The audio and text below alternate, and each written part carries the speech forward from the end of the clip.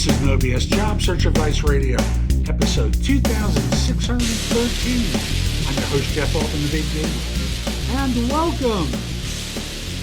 Job shadowing is something that's gone on for years, and it can really tell you a lot about an organization, a group, a job, and so much more, and not enough people try it out as a technique before accepting an offer, before starting a new job. And especially when you're inexperienced, it's really a terrific tool to help you. I hope you find this show helpful. Please give the show a quality review in Apple Podcasts, Spotify, Google Play, wherever you listen to a show, Amazon Music. Give the show a great review. It will help other people discover the show, and share it on LinkedIn. You can share it on Facebook or Twitter or any place that you like, but particularly on LinkedIn, it will help a lot of folks. And we'll be back in just one moment. Job shadowing is an ideal way. It's an excellent tactic for finding your ideal position. I'm Jeff Altman, the Big Game Hunter. People hire me for no BS career and coaching advice globally. And they do it because I make things a lot easier for them. Today, we're going to talk about job shadowing and how it can help you find this ideal position. Now, first of all, let's define what it is. Job shadowing involves spending a day or more observing someone in their work environment. It gives you firsthand insights into the day-to-day work, responsibility, challenges, and rewards, or boredom of a particular job or industry. It gives you an effective way to get insights and an understanding of a career field because it allows you to observe what the environment's like, ask questions, and learn from experienced individuals.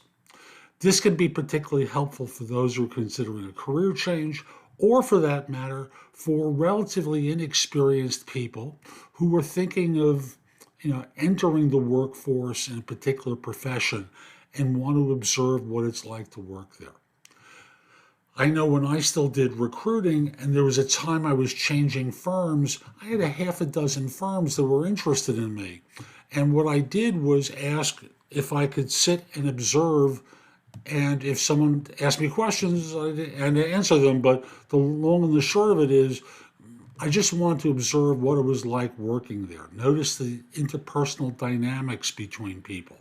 Just see what they were doing on a day-to-day basis. And I learned a lot and was able to eliminate a lot of firms from consideration just because I didn't like the environment. So, like I said, it gives you a chance to see the realities of the job as opposed to simply hearing about it from someone who has a vested interest in you joining, because in theory, you're there to solve their problem.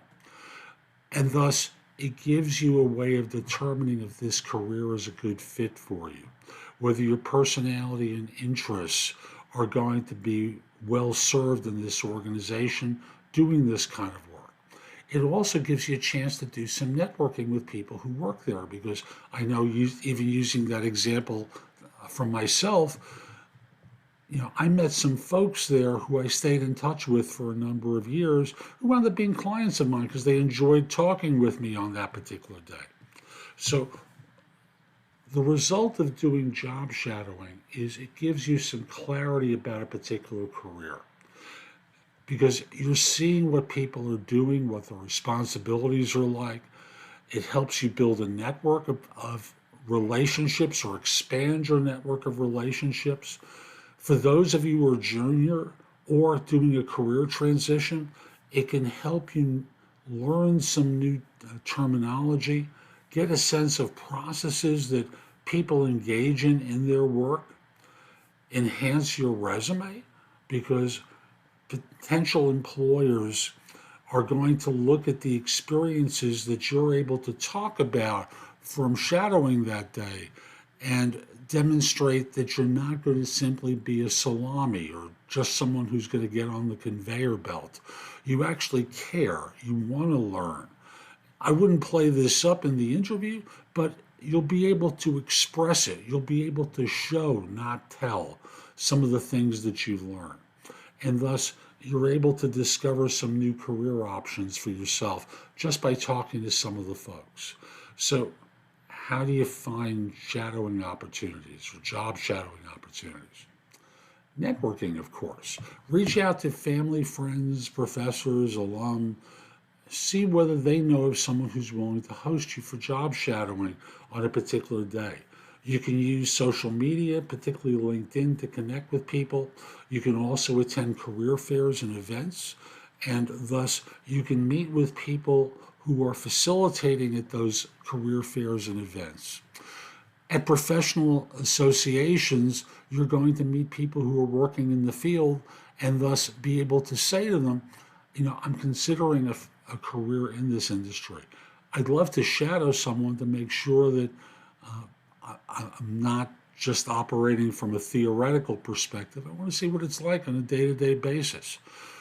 The school that you're attending has a career center. They may be able to set you up with an opportunity for job shadowing. But remember, when all is said and done, it's a way for you to learn more about a particular career. It doesn't guarantee that you're getting a job.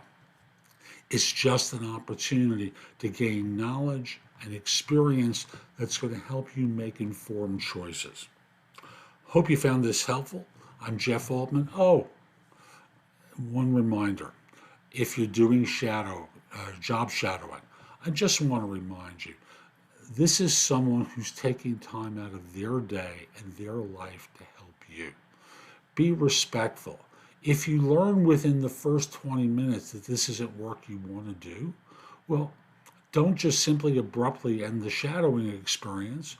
Put effort into it.